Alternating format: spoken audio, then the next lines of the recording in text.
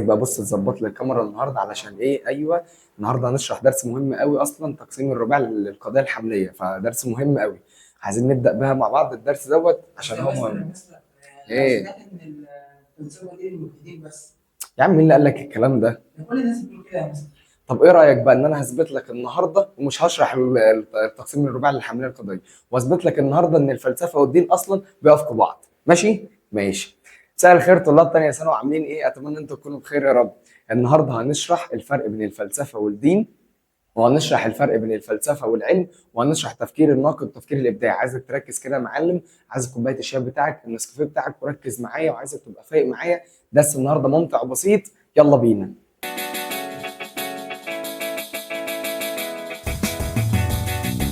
طيب يلا بينا يا حبيب قلبي، احنا دلوقتي هنبدا الفلسفه والدين والعلم. تعالى الاول نفرق بين الفلسفه والدين. انت جيت قلت لي يا معلم ان الفلسفه دول ناس ملحدين وما لهمش دعوه بعلاقه الدين. انا جاي النهارده اقول لك ان الفلسفه والدين ما بينهم حاجه اسمها توافق. طيب قبل ما بس ما اقول لك ان الفلسفه والدين ما بينهم حاجه اسمها توافق، تعال نشرح الفلسفه الاول وتعال نشرح الدين الاول من حيث المنهج والموضوع والغايه. ركز بقى معايا يا معلم. بيقول لك ايه؟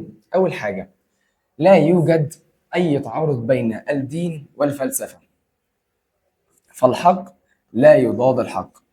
يعني الفلسفة من الآخر والدين ما عندهمش أي تعارض، الاتنين بيدوروا على إيه؟ على الحق. فبيقول لك إيه؟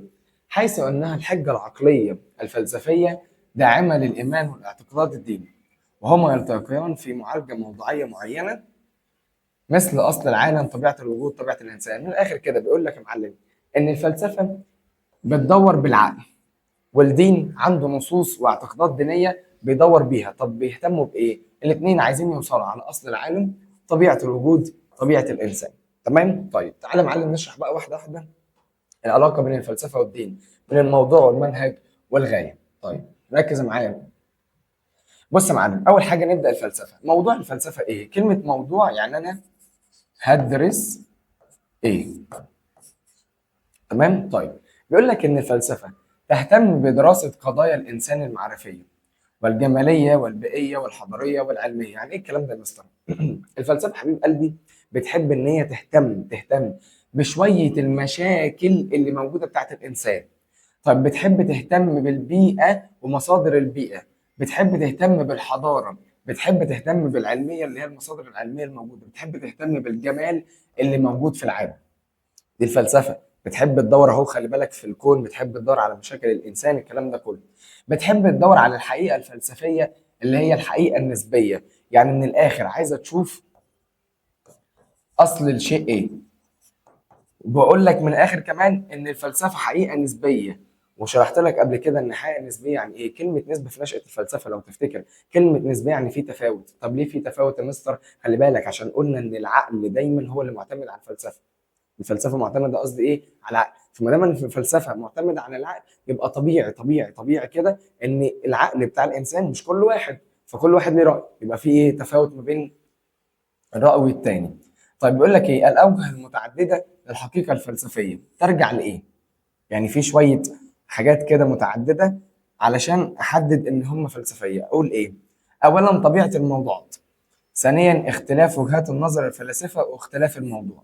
بص يا معلم من الاخر، بيقول لك ان موضوع الفلسفه بيقول ان هو متعدد الحقائق.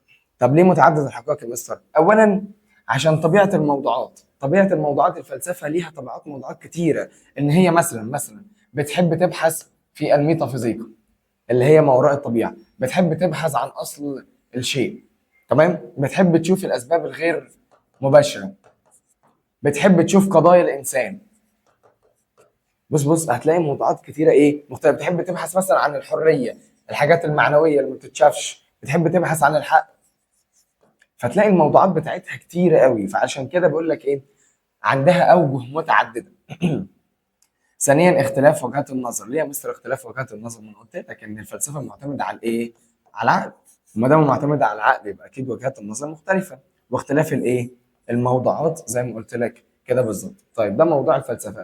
يبقى الفلسفه بتحب تدرس قضايا الانسان، بتحب تدرس الجمال، بتحب الجماليات عامه، بتحب تدرس البيئه، الحضاره والعلميه. طب تعال نشوف موضوع الدين. بيقول لك ايه؟ موضوعات الدين تدور حول علاقه الانسان بالله، ودي اهم حاجه.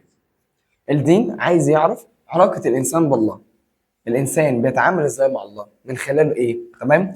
بيقول لك كيفيه التقرب اليه بالعبادات والعقائد الايمانيه وعلاقته بالعالم المحيط به. يعني من الاخر الدين بيتكلم ان انا عايز اعرف علاقه الانسان بالله.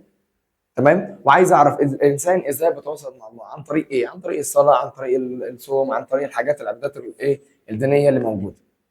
فبيقول لك الحقيقه الدينيه حقيقه مطلقه. بص بص بص، خلي بالك، هنا قال لك حقيقه نسبيه، لكن هنا قال لك حقيقه مطلقه. ليه؟ لان الدين مش هيكون فيه تفاوت. صح؟ الدين هو كلام ايه؟ الله، يعني مش بيعتمد على عقل البشر، يعني مش كل واحد ليه راي، لا دوت راي ايه؟ واحد. عشان كده بقول عليه حقيقه ايه؟ مطلقه. مصادرها علويه سماويه، يعني من ربنا، اللي هي الهي، وهي بذلك بعيده عن اي شك وغير قابله للتعديل او تطوير. يعني من الاخر الدين هنا، موضوع الدين اللي هو علاقة الإنسان بالله، مش مثلا هنيجي مثلا بعد 10 سنين نلاقي إن الدين مثلا كان زمان كده وبقى كده. مفيش حاجة اسمها كده، مفيش تطور في الدين. لكن هنا في الفلسفة لا، في تطور. ليه؟ عشان بيعتمد على عقل الإنسان. فما دام بيعتمد على عقل الإنسان يبقى دايما في إيه؟ في تطور. طيب تعالى بقى نخش على المنهج بتاع الفلسفة والدين. المنهج هدرسه إزاي؟ خلاص، الموضوع عن هدرس إيه؟ المنهج هدرسه إزاي؟ طيب تعالى نشوف إن الفلسفة هتدرس الموضوع بتاعها ازاي. بيقول لك قائمه على ما يفكر به عقل الانسان. يعني من الاخر كده، من الاخر الفلسفه بتعتمد دايما على العقل. خدها كده، ده منهج الفلسفه، بتعتمد دايما على العقل. او العقل يحتل مكان الصداره، يخضع كل شيء للحوار ولا يقبل شيء الا بالدليل والايه العقلي. يعني من الاخر هو بيخضع لكل حاجه للحوار والمناقشه. دي الفلسفه، ده المنهج بتاعه. انا ادي كل حاجه، اي ظاهره عندي تخضع للعقل بتاعي وتخضع للحوار والمناقشه، اقعد اناقشها واشوف دنيتها ايه. ده المنهج. طب تعالى بقى المنهج بتاع الدين. يقول لك يقوم على الايمان بالعقيده. اول حاجه ان انت المنهج بتاعك لازم تكون مؤمن بالعقيده الدينيه بتاعتك، لان هي ايه؟ مصدرها الهي، منزله من الله عن طريق ايه؟ الوحي الى الرسل والانبياء. يبقى من الاخر منهجك ايه يا معلم؟ منهجي هي العقائد الدينيه بتاعتي، الايمان العقائدي بتاعي. تمام. بيقول لك المفكر الديني يستخدم المنطق والعقل في الفهم والتفسير والرد على الخصوم. يعني ايه الكلام دوت يا مستر؟ بص يا معلم، من الاخر كده بيقول لك ايه؟ ان انا هنا ساعات بستخدم العقل، بس العقل مش بغير فيه في الدين. لما بتعمل ايه يا مستر؟ العقل هنا يا كبير، ركز كده معايا، بستخدمه في تفسير الايات الدينيه اللي انا ما اقدرش افسرها فقط لا غير، لكن مش بغير ايه؟ الدين ولا النصوص الدينيه. طيب الغايه، كلمه غايه معناها هدف. كلمه غايه معناها هدف. طب ايه غايه الفلسفه والدين؟ بيقول لك الفلسفه والدين يتحدان في هدف مشترك، يتحدان في هدف مشترك. هو ايه؟ ادراك الحقائق. طب يا مستر هيدركوا حقيقه مين؟ بص قلتها لك في اول الحصه خالص، عايزين يدركوا حقيقه اصل العالم، عايزين يدركوا حقيقه طبيعه الوجود، عايزين يدركوا حقيقه طبيعه الايه الانسان. يبقى من الاخر كده يا معلم، لما اجي اقول لك ان الفلسفه والدين ما بينهم تعارض، وده الاهم بقى، ولا توافق، هتقول لي لا يا مستر، ما بينهم حاجه اسمها توافق. وخلي بالك لازم تقول لي كلمه توافق، عشان احنا شويه كده هناخد حاجه اسمها تكامل. وهفهمك يعني ايه الفرق بين التوافق والتكامل لما نشرح الحته اللي تحت. فلازم تقول لي الفلسفه والدين ما بينهم حاجه اسمها ايه؟ توافق. يعني هما مش بيتعارضوا بل بايه؟ بتوافق. وبكده يا معلم اثبتت لك ان الفلسفه والدين متوافقين، عشان تعرف بس ان ايه، انا ما بقولش اي حاجه وخلاص. طب تعالى بقى دلوقتي نشرح لك الفلسفه والعلم، ايه الفرق ما بينهم يا معلم؟ طيب بص يا معلم، الاسلوب الفلسفي والاسلوب العلمي تعال ناخده من حيث الموضوع والمنهج والهدف وطبيعه الحكم. ركز معايا. اول حاجه الفلسفه هو، تعال بس نغير اللون عشان يبقى واضح عندك. الفلسفه هو، عايزك تحفظ كده، كل معنوي مجرد. تحفظ دول تقولهم كده. الاسلوب الفلسفي موضوعه، خلاص بقى عرفنا الموضوع، يعني انا هدرس ايه. تمام. طيب موضوعه هو كل معنوي مجرد. كل معنوي ايه؟ مجرد. طب يعني ايه يا مستر كل معنوي مجرد؟ من الاخر يا معلم، الاسلوب الفلسفي بيحب ان هو يدرس الاشياء كليه. يعني بيحب يدرس الظاهره ظاهره كليه، بيشوف كل الاجزاء بتاعه الظاهره علشان يدرسها دراسه ايه؟ كليه. طب يعني ايه يا مستر معنويه مجرده؟ معنويه مجرده دي حبيب قلبي يعني من الاخر ما بتتشافش، مش ملموسه، مش محسوسه. يعني ايه مش ملموسه؟ مستر يعني ايه يا مستر؟ يعني مثلا الفلسفه بتدرس الحريه مثلا. طب يا مستر الحريه دي حاجه ملموسه؟ لا. بتدرس مستر الحق. يا مستر الفلسفه بتدرس او الحق ده حاجه ملموسه او حاجه بتتشاف؟ لا. فعشان كده بقول لك ان الفلسفه بتحب تدرس الايه، الحاجه المعنويه المجرده، بتحب تدرس الحاجه اللي تخش الايه، العقل. فعشان كده بقول لك ان هي معنويه مجرده، يعني حاجه ما بتتشافش. فانت لازم تحفظ الثلاثه دول: كليه، معنويه، مجرده. ايه موضوع الفلسفه؟ كلي، معنوي، مجرد. طب بيقول لك الفلسفه تتناول الموضوعات الكليه المجرده من الماده، وهذه الموضوعات ذات طبائع عام ليست لها طبائع فرديه، مثل دراسه مفاهيم الحريه اهو اللي انا شرحه لك اهو، والعداله، ودراسه القيم والمثل والعليا والحق والخير والجمال. كل الحاجات دي ما بتتشافش، فعشان كده انا بقول عليها ايه، كليه معنويه ايه، مجرده. تمام. طيب تعال نخش في موضوع الاسلوب العلمي. موضوع الاسلوب العلمي يا معلم بيدرس جزء مادي حسي، تاني بيدرس جزء مادي حسي. يبقى الفلسفه كل معنوي مجرد، الاسلوب العلمي جزء مادي حسي. العكس بقى، يعني ايه جزء يا مستر؟ يعني هو بيحب يدرس جزء من الظاهره. يعني ايه مادي حس يا مستر؟ يعني حاجه ملموسه متشافه. حاجه ملموسه ايه، متشافه. يعني مثلا لو هنيجي نتكلم عن المعادن، مش المعادن ده حاجه ملموسه بلمسها بايدي؟ حاجه بشوفها، بيحصل ما بينها تفاعل مثلا، بيطلع حاجه كيميائيه مع التجربه، كل دي حاجه اسمها جزئي مادي حس.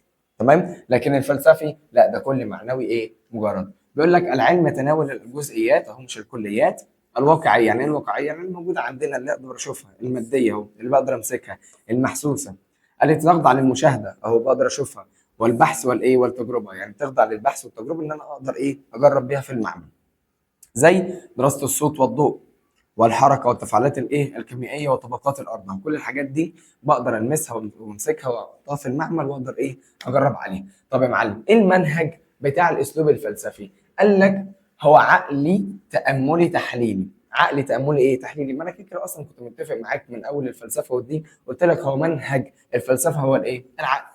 انا هزود عليه تاملي تحليلي. يعني ايه تاملي تحليلي؟ يعني الفيلسوف بيحب ايه، يمسك كده ظاهره يا باشا، يقعد يتامل فيها، يقعد يحلل فيها، يجيب كل حاجه عن الظاهره، يجيب حاجه شامله عن الظاهره. ده هو ده الفيلسوف. فبيحب يدرس ايه، حاجه تخضع للعقل، وحاجه ايه، بيبقى تامل وتحليلي فيها، في كل حاجه، في كل تفصيله فيها. فبقول لك هو عقلي، لان العقل وسيله المعرفه عند الفيلسوف. ان انا عايز اعرف حاجه استخدم العقل وليس الحواس. يعني مش معنى ايه ان انا بلمس حاجه اعرفها، لا، ده انا كل حاجه بتخضع لايه، للعقل. ليه تاملي؟ عشان بيعتمد على رؤيه الفيلسوف الخاصه به. كل واحد بيحب يتامل بصيغه خاصه بتاعته. طب ليه تحليل يا مستر؟ بيقول لك بيحلل وينقد ليصل الى الجذور الاولى، اصل الاشياء، ومواطن القوه والضعف في الظاهره ايه، بتاعته. فبيقول لك مثال: اعتمد سقراط على العقل وتحليل الالفاظ وردها الى معانيها الاصليه لمواجهه مغالطات الايه، السوفسطائيين. يا مستر مين هم السوفسطائيين دول اصلا؟ بالمره، السوفسطائيين دول يا معلم كانوا ناس زمان كانوا مدرسين، بعد كده بقوا محامين. طب بيعملوا ايه من الاخر كده؟ بيخلوا الحق باطل. يعني ايه يا مستر؟ يعني بيحب يلعبوا في الالفاظ. يعني ايه يا مستر بيحب يلعبوا في الالفاظ؟ يعني مثلا يجي واحد يقول لك ايه، مثلا انا عايز اكسب القضيه دي، فيقعد يعمل ايه، المحامي مثلا يقعد يمسك مثلا القضيه دي، وممكن يكون اللي في السجن ده اصلا مجرم، يقعد يلعب في الالفاظ ويقعد يلعب في المعاني وبتاع، وعمال بص يدور ويلف ويدور ويلف، عشان في الاخر يطلع ايه، الراجل ده براء. بس المصريين كانوا بيعملوا كده، كانوا دايما عايزين يخلوا نفسهم هم الصح. تمام. فعايزين دايما يقعدوا يلعبوا في الالفاظ، تمام، علشان يخلوهم هم الصح. عشان كده سقراط لما جه ينزل واجههم وحلل الالفاظ اللي هم بيقعدوا يلعبوا فيها دول، وهزم الايه، السوفسطائيين. ساعتها كمان اتهموه ان هو بيحرض الشعب. كان موضوع كبير اصلا الموضوع ده. يلا ما علينا، مش حاجتك. طيب المنهج بقى الاسلوب العلمي بيقول لك حسي تجريبي. يعني ايه حسي تجريبي؟ مش ده بيعتمد على العقل والتامل والتحليل، لا، هنا معلم بعتمد على ايه، على التجربه. اخش المعمل اجرب، اشوف الحاجه الحسيه اللي انا بلمسها وبشوفها، واقعد ايه، اجرب فيها. مثال: اشار ابن الهيثم الى منهج يبدا فيه يدرس الجزئيات، خلاص ده جزء يبقى علمي، لكن فلسفي كلي، للوصول للاحكام الايه، العامه، اللي هو القانون العلمي. فكده ايه، بيعمل تجربه علشان يوصل للقانون العلمي. طيب ايه الهدف يا مستر؟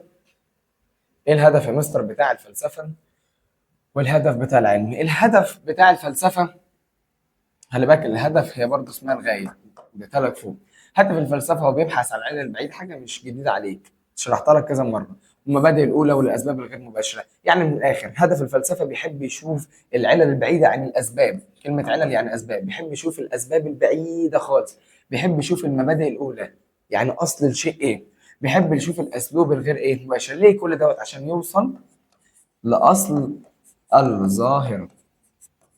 عشان يوصل لاصل ايه؟ الظاهره. او لم يكتفي الفيلسوف بوجود الجاذبيه الارضيه والتي اكتفى بها نيوتن، يعني مش بيكتفي بكده، لكن ايه؟ نجد الفيلسوف يسال لماذا توجد جاذبيه ارضيه اصلا.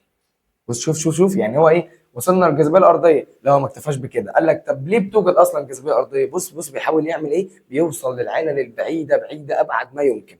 طيب اللي بعده في الاسلوب العلمي، ركز كده معايا. الاسلوب العلمي ركز معايا، بيقول لك ايه؟ هدف العلم هو البحث عنه. العكس بقى، دوت العلل القريبه، الاسباب الايه؟ الماديه الملموسه، الاسباب الايه؟ المباشره.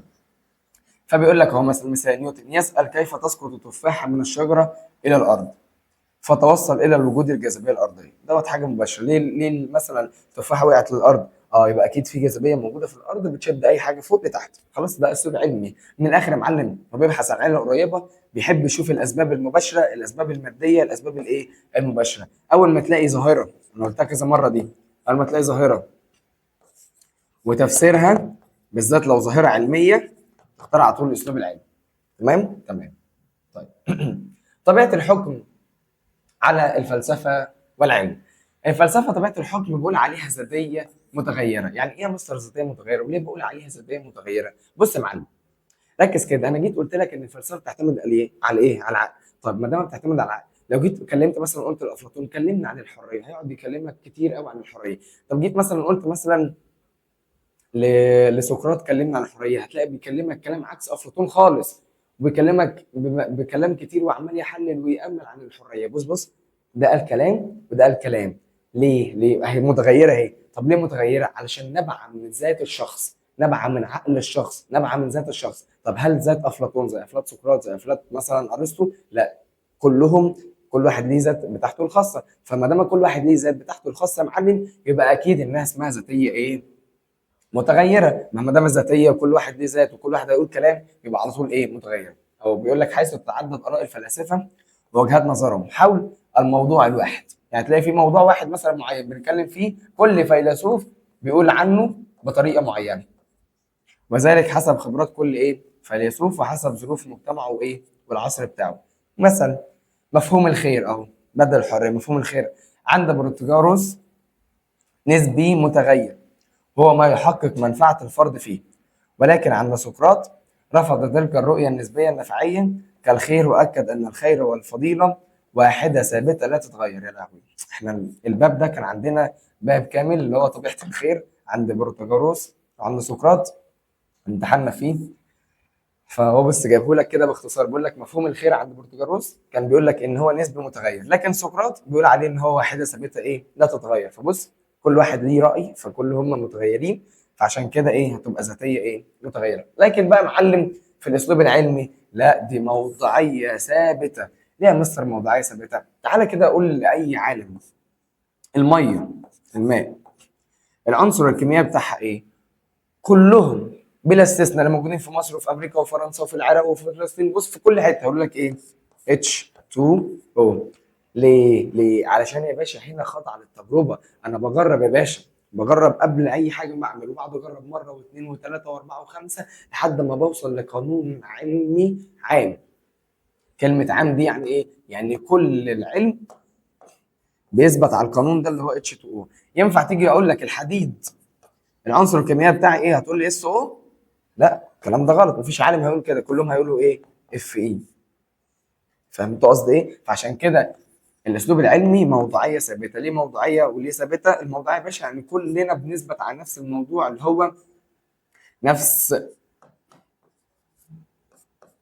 الظاهره الكيميائيه، وثابته يعني ايه؟ ما بتتغيرش ابدا. بيقول لك يجمع العلماء على الحقيقه العلميه التي ثبتت صحتها تجريبيا، ومنها ان الاكسجين يساعد على الاشتعال. كلنا عارفين، احنا جربنا الاكسجين وجبنا نار وحطينا عليه مثلا، او قربنا منه الاكسجين جبنا هواء، تمام، فلقينا ان هو بيساعد على الاشتعال. فكلنا اثبتنا ان الاكسجين يساعد على ايه؟ على الاشتعال.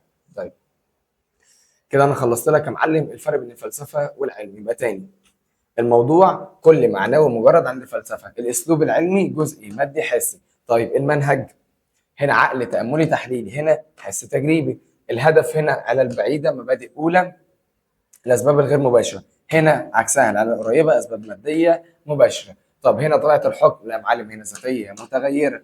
طيب هنا يا معلم هنا موضوعيه ايه؟ ثابته. طيب تعال ناخد التفكير الناقد والتفكير الابداعي.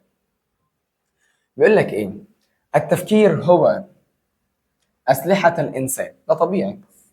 الانسان سلاحه هو ايه؟ تفكيره، اللازم من خلاله يتم استعراض الحلول المختلفه للمشكلات. يعني انا عشان عندي مشكله معينه بيبدا ان انا افكر وابدا احط ايه؟ حلول للمشكله بتاعتي، ورفض الحلول الخاطئه وغير الملائمه واختيار الحلول الايه؟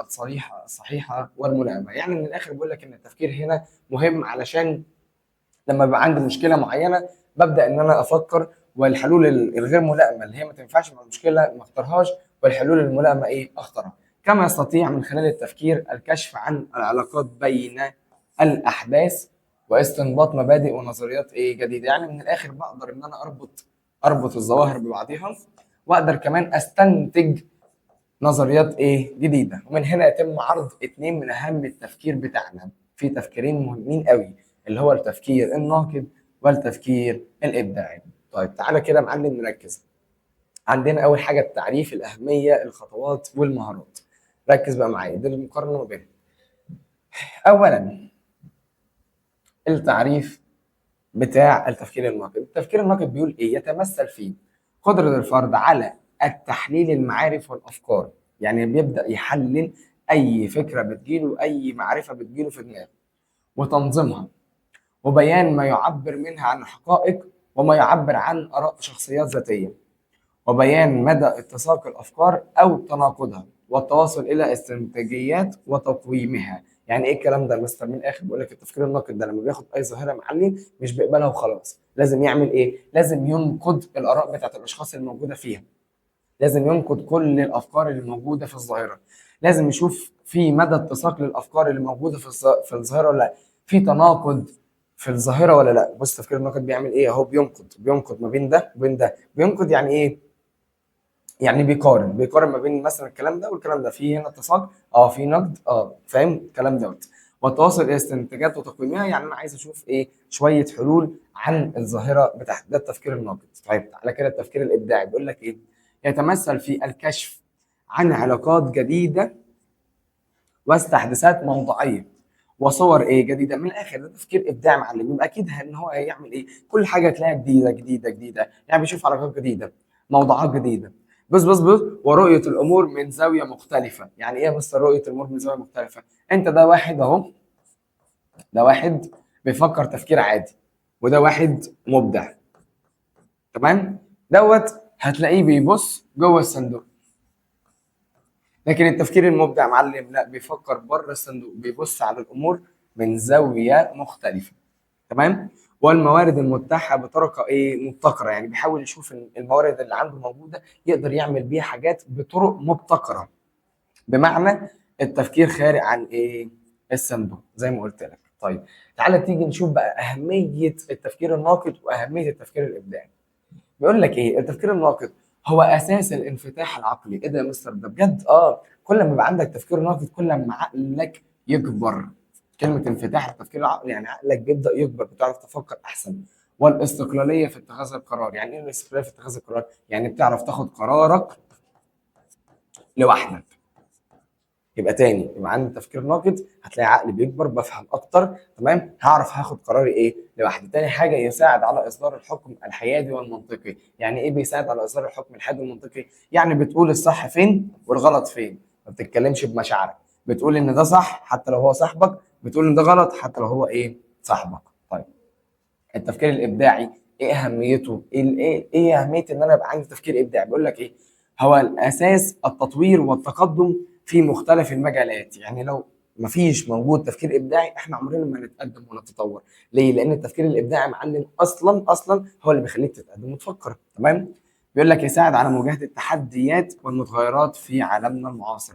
ايوه ده طبيعي، يعني مثلا لما نيجي نتكلم عن تلوث البيئه، معلش ماشي الخط وحش قوي، بحاول اخد صدقني كورس خط بس مش عارف اعمل ايه. طب انا بتكلم مثلا عن تلوث البيئه، تمام؟ طيب انا دلوقتي عندي التفكير الابداعي عايز يقضي على تلوث البيئه ده. لقينا مثلا تلوث البيئه ده بيجي من العربيات اللي بتبقى بنزين، تمام؟ فراح عملنا ايه التفكير الابداعي؟ راح عمل عربيه، عمل عربيه مثلا، تمام، بتمشي بالكهرباء. اهو دي تحديات كانت موجوده في العصر بتاعنا، فاحنا تحديناها بالعربيات اللي بتمشي ايه كهرباء. عشان كده كل العربيات اللي نازله جديده كلها بالايه؟ بالكهرباء. طب يا مستر انا ازاي افكر تفكير ابداعي وازاي افكر تفكير ناقد؟ بص يا معلم، احنا عندنا خطوات عشان تفكر تفكير ناقد او تفكير ابداعي. لازم يكون في شويه خطوات. طيب ايه هي يا مستر الخطوات؟ اول حاجه اسمها جمع. طب يعني ايه جمع؟ جاي من اسمها، بجمع البيانات والمعلومات عن المشكله او الظاهره اللي انا هبحث فيها. يبقى تاني، انا عايز افكر تفكير ناقد. طيب قبل ما افكر التفكير الناقد ده معلم هعمل ايه؟ هعمل حاجه اسمها جمع. طب هتجمع ايه؟ هجمع بيانات ومعلومات عن المشكله اللي انا ببحث فيها او الظاهره اللي انا ببحث فيها. تمام؟ يعني مثلا انا هبحث مثلا عن ظاهره تقارب الكواكب ببعضها، تمام؟ طيب انا عشان ابحث عن الظاهره دي هعمل ايه؟ لازم اجمع معلومات الاول عن الكواكب كلها، صح؟ هجمع معلومات وبيانات كلها ايه؟ كتير عن عن الكواكب. طب تاني خطوه هبدا احلل بقى. طب هتحلل ايه؟ مش انا جمعت معلومات كتير عن الكواكب دي؟ هتبدا تعمل ايه يا مستر؟ هبدا احلل كل معلومه. يعني انا مثلا جبت حوالي 7 معلومات عن الكواكب، هبدا ان انا احلل ال7 معلومات دي كل معلومه لوحدها اهو بشكل منطقي. يعني ايه بشكل منطقي؟ يعني بالعقل. هبدا احلل المعلومات اللي انا جبتها. انا عمال في الاول عمال اجيب معلومات، كل اي معلومه تجيلي من هنا، من مصدر هنا، من مصدر هنا، من مصدر هنا، عمال اجمع معلومات كتير قوي. فجمعت مثلا 50 معلومه عن الكواكب. طب بعد كده ابدا بقى اجيب معلوماتي دي واحلل بقى المعلومات. لا المعلومه دي ما تنفعنيش، لا المعلومه دي مش عارف ايه، لا المعلومه دي ايه ما تخشش العقل. دي كلمه ايه؟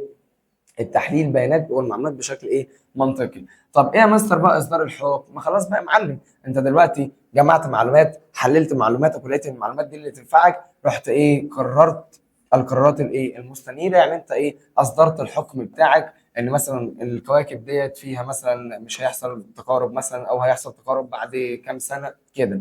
طيب ايه بقى مراجعه وتقييم؟ مش انا اصدرت الحكم بتاعي ده؟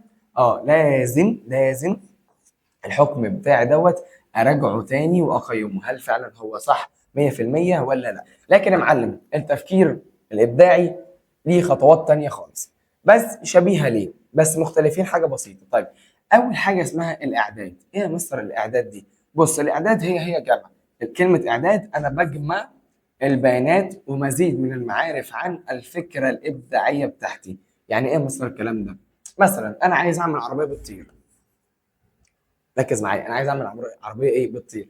بعمل اول حاجه اسمها الاعداد. يعني ايه مصر الاعداد؟ يعني بقعد اجمع المعلومات عن العربيه، وبعد اجمع معلومات عن الطياره، ايه مثلا اللي تقدر تحرك ده وايه اللي يقدر يحرك ده، ومثلا الحاجات التركيزيه هنا والحاجات التركيزيه هنا. بقعد اجمع اهو معلومات، بس ما اسمهاش جمع بقى، اسمها ايه؟ اسمها اعداد. طيب بعد كده حاجه اسمها الاحتضان. ايه مصر الاحتضان؟ هي اختمار الفكره في الذهن لفتره طويله. يعني ايه الكلام دوت يا مستر؟ بص يا معلم، انا دلوقتي انا دلوقتي ركز معايا في الحته دي. انا دلوقتي انا عايز اعمل عربيه بتطير، تمام؟ فعملت ايه؟ جمعت معلومات كتير قوي، تمام؟ بعد ما جمعت المعلومات دي كلها، بص هبدا الفكره تتخمر في دماغي. انا جمعت المعلومات دي، طب هل ينفع اقدر اعملها؟ طب انا عندي الامكانيات؟ طب بص انا ممكن اجيب دي واحطها على ديت، وممكن اعمل للعربيه هنا الجناحات دي، بس ممكن اجيبها ورا شويه علشان تحمل الوزن بتاع العربيه من قدام ورا. طب هحط الموتور ايه؟ طب لازم اعمل عجل ايه؟ لازم اشوف. بص عمال ابدا اشوف هعمل الفكره ازاي. دي كلمه احتضان، بتتخمر الفكره في العقل. يعني انا هعمل الفكره ازاي، تمام؟ بعد بقى ما تتخمر بقى هيحصل لحظه ايه؟ لقد وجدتها. طب يا مستر وجدت ايه؟ هنا بقى لحظه الاشراق. لقيت الفكره اللي هتنفع اهي، ولاده شراره الابداع وخروج الفكره الابداعيه من الذهن. يعني انا كنت عايز اعمل عربيه بتطير، جمعت عنها معلومات كتير قوي. ركز معايا، جمعت معلومات كتير قوي. بعد ما جمعت معلومات كتير عن العربيه وعن الطياره، قعدت اشوف بقى هتنفع تتعمل ازاي. قعدت اجرب اجرب اجرب اجرب اجرب لحد ما لقيت فعلا ان هي تنفع بالطريقه دي، فاقول ايوه هي دي الطريقه. اول ما اقول ايوه هي دي الطريقه، يبقى دي الايه؟ الاشراك. طيب بعد كده حاجه اسمها التحقق. ايه مثل التحقق ده؟ اشوف بقى اكتمال كل عناصر العمل الابداعي موجود ولا لا. التحقق من ايه؟ من قيمته. يعني من الاخر هنا هجرب من ايه؟ الفكره بتاعتي. يعني مثلا اخلي بقى الطياره العربيه دي تمشي وتشوف بتطير، هل فعلا العربيه بتمشي في الارض وبعد كده تطير؟ دي حاجه اسمها الايه؟ كده انا اتحققت ان الفكره الابداعيه بتاعتي بقت ايه؟ كويسه. طيب مستر التفكير الناقد والتفكير الابداعي بيديني مهارات؟ بيديني مهارات. يعني انا لما افكر تفكير ابداعي وتفكير ناقد بيكتسب عندي مهارات. ايه يا مستر المهارات اللي بكتسبها؟ بس في التفكير الناقد بيديني مهاره التفسير. يعني ايه مهاره التفسير؟ تعني القدره على رد قضيه ما الى اسبابها الحقيقيه، او ربط بين ذرتين باعتبار الاولى سبب الثانيه. يعني من الاخر مهاره التفسير دي معلم بيشوف اسباب، يقدر يجيب لي اسباب الظاهره، ويقدر كمان ان هو يربط ما بين الظواهر، ويقول لك الاولى بدل الثانيه، الاولى بسبب الثانيه. يعني مثلا اللي هو ايه؟ بسبب تكثف السحب، ماشي ده اعتبرها السحب، تمام، حصلت الامطار. اهي ادي الظاهره الثانيه، يبقى بسبب الاولى حصلت الظاهره الايه؟ الثانيه. دي مهاره التفسير. طب ايه يا مستر مهاره الاستنتاج؟ مهاره الاستنتاج تتمثل في الانتقال من المعلومات ووقائع مشاهدات نفترض ايه؟ صحتها، من مقدمات الى نتائج. يعني ايه يا مستر الكلام ده؟ مهاره الاستنتاج معناها ان انا استنتج. يعني ايه استنتج؟ يعني مثلا 1+1 استنتج ايه؟ ان هي بتساوي 2. فاهم قصدي؟ دي مهاره الاستنتاج، ان انا من المقدمات بتاعتي هستنتج الايه؟ النتائج. تمام تمام. طيب ثالث حاجه مهاره التقويم. ايه يا مستر مهاره التقويم دي؟ مش انا استنتجت ان 1+1 بيساوي 2؟ هبدا بقى اتاكد اهو، كلمه تقويم هتاكد ان هو فعلا 1+1 بيساوي 2 ولا، او تتمثل في تحليل المواضيع او قضيه ما، والحكم على مدى الاتساق بين عناصرها او تناقض العناصر، ثم بيان مدى القوه والضعف اللي فيها. يعني من الاخر مهاره التقويم دي بتشوف النتيجه بتاعتك في الاخر، هل فعلا النتيجه دي كل الاتساق بين عناصرها فعلا مظبوطه؟ يعني فعلا 1+1 بيساوي 2 ولا لا؟ يبقى عندنا 3 مهارات. مهاره التفسير بتحب تشوف الاسباب، مهاره الاستنتاج بيستنتج من المقدمات نتيجه، مهاره التقويم بيشوف النتيجه دي صح ولا غلط. طيب هل عندي شويه مهارات في التفكير الابداعي؟ يا مستر عندي شويه مهارات بكتسبهم من التفكير الابداعي. اول حاجه عندي الطلاقه. ايه يا مستر الطلاقه دي؟ الطلاقه دي معناها ان انا بنتج افكار كتير. يعني ايه الكلام ده يا مستر؟ بص يا معلم، التفكير الابداعي بينتج افكار دايما كتير. يعني ايه يا مستر بينتج افكار دايما كتير؟ يعني تلاقيه تجيب له موضوع معين او ظاهره معينه، اي انسان بيقول لك ايه؟ ممكن الظاهره دي تبقى كذا، اي انسان عادي. لكن التفكير الابداعي لا، ده ممكن يقول لك كذا وكذا وكذا وكذا وكذا. بص بص، يقعد يديك افكار افكار افكار افكار كتير. عامل زي ايه؟ مستر انا مش عارف احل المنهج، او مش عارف الخص المنهج. فانا ممكن اقول لك ايه؟ بص انت عندك فكره مثلا معينه تعمل كذا، ومستر عندك تعمل كذا وعندك تعمل كذا وعندك تعمل كذا. ما دام اديت لك افكار كتير عن الظاهره دي، معناها الايه؟ الطلاقه. طيب ايه يا مستر المرونه؟ المرونه ان انا اقبل النقد. يعني من الاخر كده انا مثلا اقبل كلمه افكار اخرى. يعني ايه مثلا افكار اخرى يا مستر؟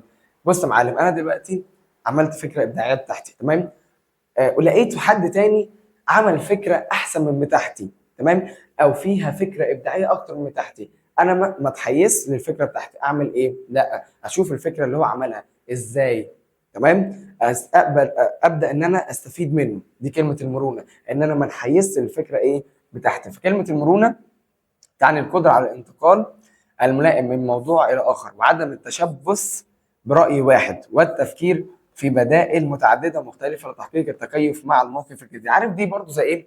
يعني مثلا تلاقي مثلا ايه؟ حاجه ليها حل بطريقتين ثلاثه، تمام، فانت جايب طريقه واحده عمال تحل فيها ومش عارف تخش دماغك الطريقه دي. فانا رحت اعمل ايه؟ قلت لك بص، طب احنا ممكن نحلها بالطريقه الفلانيه، تمام. لو انت عندك مرونه هتقول لي تصدق تنفع تعمل 1 2 3. لو انت مش عندك المرونه او التفكير الابداعي ده، مش هتكتسب مهاره المرونه، فهتقول لك لا هي لازم تحل كده، لازم تحل كده. دي الايه؟ عامل زي ايه؟ الميكانيكيه. من الاخر هو الميكانيكي عنده المرونه دي، لازم يكون عنده المرونه. تلاقي مثلا ايه عنده مشكله في العربيه، طب بص ممكن دي، اه ملهاش مثلا دي، اه لا طب ممكن تبقى كذا، اه طب ممكن تبقى كذا، اه ممكن تبقى كذا. بص دي الايه المرونه. يعني انا بديله شويه ايه افكار، اقول له طب ممكن تبقى دي، اقول لك مثلا لو هو قال لي لا لا ما ينفعش تبقى دي ومش عارف ايه، كده ما عندوش مرونه. لكن طب قال لي طب تعالى نجرب نشوف ان هي فعلا دي ولا لا، فدي كده الايه المرونه. انا بقى اللي عمال اديله افكار واقول له طب ممكن دي ممكن دي ممكن دي ممكن دي ممكن دي، كده عندي حاجه اسمها طلاقه. هو عمال يجرب ويجرب ويجرب ويجرب ويجرب وهو عنده ايه مرونه، يبقى انا عندي طلاقه وهو عنده ايه مرونه. اتمنى انت فهمت الحته دي. طيب بعد كده الاصاله، وهي بتعني انتاج افكار جديده وفريده من نوعها. يعني من الاخر بنتج افكار مش موجوده قبل كده، فريده من نوعها، افكار ايه جديده. طب تعالى كده اديك بنغم يا معلم عشان تحفظهم. بص كده الخطوات والمهارات، اسمعهم مني مره وحاول ايه تلقط كده، انا بحب اقولهم كده بنغم كده معين. بص تعالى بس نمسح الكلام ده كله واقولهم لك ايه بالنغمه، ان شاء الله انت هتفهمنا بيها. بص يا معلم بيقول ايه. اول حاجه التفكير الناقد. اسمع. الجمعي تحليل إصدار أحكام تقييم، دول إيه دول إيه دول خطوات تفكير النقد. تمام تاني يبقى تحفظهم تاني. جمعي تحليل إصدار أحكام تقييم، دول إيه دول إيه دول خطوات تفكير النقد. وعندنا كمان إيه المهارات، مهارات التفسير والاستنتاج والتقويم. تمام يبقى تاني. جمعي تحليل إصدار أحكام تقييم، دول إيه دول إيه دول خطوات تفكير النقد. وعندنا كمان إيه المهارات، مهارة التفسير والاستنتاج، وعندنا التقويم. تمام أنا حبيت بس أعملهم لك كده بنغمة علشان تحفظهم. طب تعالى كده نحط نغمة تانية هنا، وأنا كده أكون خلصت معاك الدرس يا معلم. ركز بقى معايا. عايز امسح لك بس الكلام ده كله عشان ايه تبقى واضحه معاك. ركز كده معايا. بص يا كبير، التفكير الايه الابداعي، احفظهم كده بالنغمه دي. الاعداد والاحتضان الاشراق والتحقق، دول عندنا يا حبيبي التفكير الابداعي. وعندنا كمان المهارات، الطلاقه المرونه الاصاله والجده. تمام اتمنى ان يكون الدنيا بقت سهله معاك. انا حبيت بس ان انا اظبط لك الدنيا كده بكل سهوله. عايزك تحفظ الحاجتين دول بنفس الطريقه اللي انا حفظتهم لك علشان تبقى سهلين. في عشان بص الامتحان مثلا بيجي ايه، بيجيب لك جمع تحليل مثلا واحتضان. تمام فانت خلاص جمع تحليل عرفت ان هي تفكير الناقد، الاحتضان هي المختلفه، بختار الايه الاحتضان. فالموسيقى هتقدر ان هي تميز لك ما بين الاثنين بكل ايه بساطه. يلا عايزين اي حاجه؟ سلام. مستر انت رايح فين؟ ايه في ايه تاني؟ انت مش عايز الدرس اصلا اللي انت قلت لنا عليه. هتشوف الحصه الجايه. سلام.